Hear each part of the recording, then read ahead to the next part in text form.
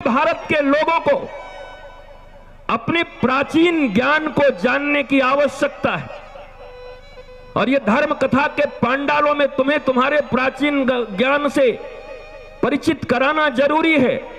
और वो केवल त्रेता युग, सतयुग और द्वापर का नहीं, वो तो हो, पर ये जो 1000 वर्ष तक तुम गुलाम रह करके सब भूल गए हो, अब तुम्हें कुछ याद नहीं है।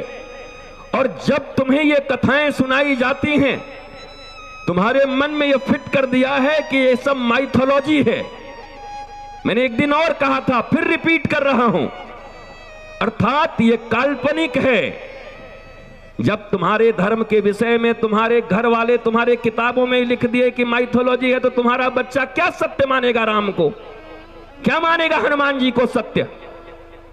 और जहां तक गुरुत्वाकर्षण की बात है कि गुरुत्वाकर्षण के नियम को किसने दिया, तो मैं तो एक ही बात कह सकता हूं, हनुमंत लला जी का कथा कोई पढ़ ले।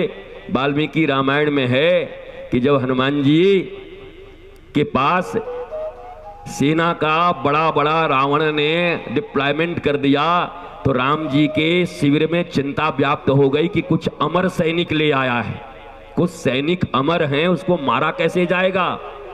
हनुमान जी से पूछा गया, हनुमान जी ने कहा सब काम हो जाएगा। लक्ष्मण जी ने पूछा हो जाएगा कहने से नहीं होगा, अमर हैं, मरेंगे कैसे। हनुमान जी ने कहा कल युद्ध तो होने दीजिए। कल जब युद्ध प्रारंभ हुआ तो बड़ी सुंदर वर्णन है उसमें कि हनुमान जी ने पूंछ में लपेट करके और ऐसा ऊपर फेंका कि गुरुत्वाकर्षण सीमा के बाहर चले गए। बोला मरो चाहे जीवो, ऊपर में रहो, अमर रहो, नीचे नहीं आना है तुमको। तो पहली बार गुरुत्वाकर्षण शक्ति का भाव हनुमान जी ने हमें प्रदान किया, भेज दिया गुरुत्वाकर्षण के बाहर। बोला अमर रहो, सारे रावण के सेना अमर रहो बेटा, पर नीचे नहीं आ सकते। अब रहो अमर, ऊपर ही रहो, युद्ध नहीं कर सकते। तो गुरुत्वाकर्षण वहां से भी आया। हम छोटी छोटी बातों को देखो, एक मां होती है ना, तो उसके भीतर एक भाव होता है। उसका बच्चा कितना भी खा जाए, कितना भी ठूस ले, पर मां से पूछोगे तो कहे कुछ खाता ही नहीं है गुरुजी। हमको तो कभी कभी लगता है हमको खा जाएगा क्या, पर कितना खाएगा भाई। मैंने बड़ों बड़ों को देखा है, बच्चे खाते बहुत हैं, अच्छे रहते हैं, पर मां कुछ नहीं खाता गुरुजी, कुछ नहीं। इनको सिखाया गया है कि नजर लग जाएगी, कोई बता दिए तो कुछ नहीं खाता, कुछ नहीं खाता।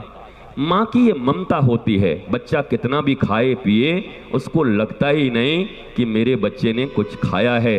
इन 5 दिनों में मैंने अपनी छाती खोलकर, अपना हृदय खोलकर तुम्हें जितना कुछ भी दिया हो, पर मुझे ऐसा लगता है मैंने कुछ दिया ही नहीं, बर्बाद हो गया 5 दिन अपने बच्चों को। जैसे मैया दूध पिला करके और संतुष्ट नहीं होती, वैसे संत भी संतुष्ट नहीं होते। लगता है हे भगवान 5 दिन निकल गए, कुछ न बता पाया, कुछ तो कही नहीं पाए, ऐसी भावना। इसीलिए कथा कभी विश्राम, कथा कभी समाप्त तो होती नहीं, विश्राम लेती है। कथा समाप्त नहीं होती, मिटती नहीं है, विश्राम लेती है। और फिर कभी इच्छा होगी, कभी आनंद होगा, कभी मौज आएगी, तो कहीं न कहीं कोई न कोई किसी माध्यम से तुम तक बातें पहुंच ही जाएंगी। मैं उस डॉक्टर थॉमस की बात पर तुम्हें लाया था कि सर्जरी के मास्टर तुम थे, खगोल शास्त्र के मास्टर तुम थे। स्टीफन हॉकिंस नाम का एक वैज्ञानिक था जिसने पहली बार खोजा कि सूर्य में ब्लैक होल्स हैं। आर्यभट्ट ने जी ने पहले बता दिया कि सूर्य में काले काले छिद्र हैं और वही उनकी जीवनी शक्ति है, पर उसको कोई लिखता ही नहीं, उसको कोई देखता ही नहीं, क्योंकि हमारे शास्त्र तो माइथोलॉजी है।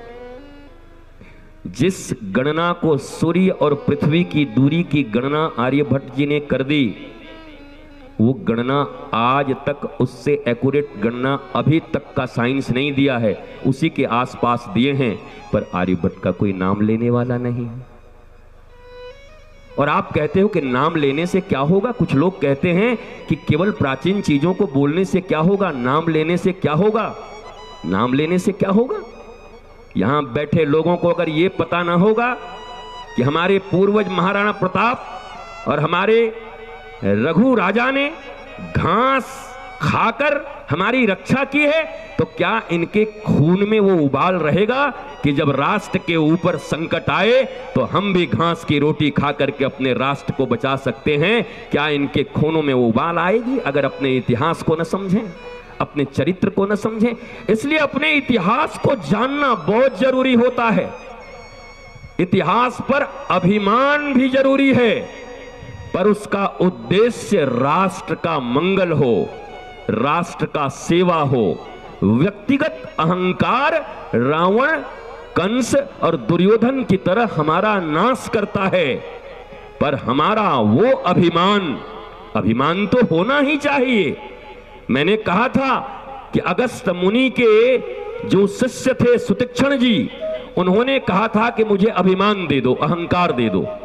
भगवान ने समझाया भी था कि सब हमसे मांगते हैं कि अहंकार खत्म कर दो, तो बावला आदमी लगता है, हमसे अहंकार क्यों मांग रहा है? तब उन्होंने कहा कि अस अभिमान जाई जनि भोरे, मैं सेवक रघुपति और रघुपति पति मोरे। ये अभिमान तो मुझे होना ही चाहिए कि रघुनाथ मेरे पति हैं, मैं उनका सेवक हूं। तो अपने इतिहास पुरुषों के प्रति हमारा अभिमान होगा, तभी हमारे भीतर वो शक्ति जगेगी।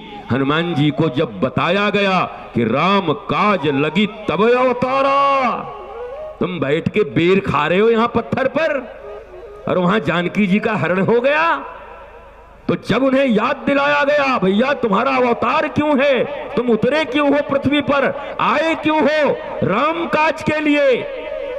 जब हमारे इतिहास का हमें स्मरण कराया जाता है, हमारे उद्देश्य का हमें स्मरण कराया जाता है, तब हमारे भीतर सोए हुए बल से, धैर्य से, ओज से, तेज से, मेधा से, बुद्धि से, विद्या से, विवेक से, तब हमारा परिचय होता है।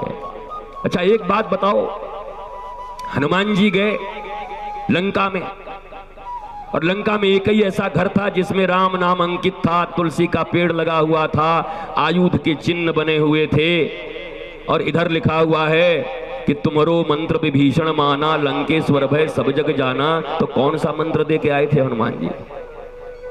जो आदमी राम का नाम पहले ही से लिखा हुआ है और सुबह उठ करके राम राम करते हुए ही उठा था, तभी हनुमान जी ने सुना भी था, तो और कौन सा मंत्र दे दिया? मंत्र का अर्थ तो हम यही समझते हैं ना कि भगवान राम का नाम दे दिया, शिव जी का नाम दे दिया, कृष्ण जी का नाम दे दिया, हनुमान जी का नाम दे दिया, पर वहां नाम तो पहले से उनको पता था, राम राम राम ते सुमिरन कीन्हा, राम राम तो कर ही रहे थे। आयुध का चिन्ह ही था, तुलसी के बिरवा लगे हुए थे और बैठ करके साधु की तरह जप कर रहे थे। तो हनुमान जी ने अलग से कौन सा मंत्र दे दिया? कौन सा मंत्र दिया होगा? कभी विचार नहीं किए? हनुमान जी ने विभीषण को क्या मंत्र दिया? विभीषण को बुलाया हनुमान जी ने, तू राम राम का नाम ले रहा है, बड़ी अच्छी बात है, तूने भगवान के आयुध बना रखे हैं, बड़ी अच्छी बात है, तुमने घर में तुलसी जी को लगा रखा है, बड़ी अच्छी बात है, पर जानकी जी का अपहरण हो गया, जानकी जी यहां पड़ी हुई हैं और तेरा लाल बत्ती का मोह नहीं जा रहा, अभी भी मंत्री बन के बैठा हुआ है यहां पर। हनुमान जी ने पूछा कि माता जानकी का हरण हो गया, तुम राम राम रट के यहां बैठे हुए हो और तुम्हारे मन में रावण के प्रति एक इमोशनल अटैचमेंट भी है कि भाई कैसा भी हो, लेकिन हमको तो राम राम बोलने का अधिकार दे दिया है, घर में राम नाम लिखने पर भी कोई विरोध नहीं करता है और तुलसी जी भी लगाने के लिए हमको बोला है, तो भैया जैसे भी ठीक ही ठाक हैं भैया। बताओ, भैया ने जगदम्बा का हरण कर लिया, भैया का काम ही है कब किसको कहां से उठा के ले आए, भैया इसी में दिन रात लगे हुए हैं, पर इनके मन में एक सॉफ्ट कॉर्नर है। हनुमान जी पहुंचे और बोले, वाह बड़ी राम नाम जप रहे हो और बहुत आयुध का चित्र बना के बैठे हो और खूब बढ़िया तुलसी का बिरवा लगा करके और 10 बजे लाल बत्ती में बैठ करके रावण के दरबारी भी लगा रहे हो करते हुए, बजाते हुए, और कह रहे हो महामंत्री भी हैं और भगत भी हैं राम जी के, टू इन मन मन बने हुए हो, तुम्हें लज्जा नहीं आती? जिस राज्य में जानकी का अपहरण हुआ हो, उस राज्य के मंत्री बनकर के तुम अपने निजी स्वार्थ में, निजी साधना के लिए केवल राम नाम कहने का अधिकार मिल गया तो तुम भूल गए कि तुम्हारे भाई ने क्या अपराध किया है। और जब हनुमान जी ने डांट लगाई और जब हनुमान जी ने विभीषण को रगड़ा बढ़िया से, और जब रगड़ाई की तब विभीषण को याद आया, यार गलती हो रही है मुझसे, तो हम तो खुश थे कि बड़ा बढ़िया भाई है जो भी करे, पर राम से उतना विरोध होता तो हमको नाम क्यों लेने देता।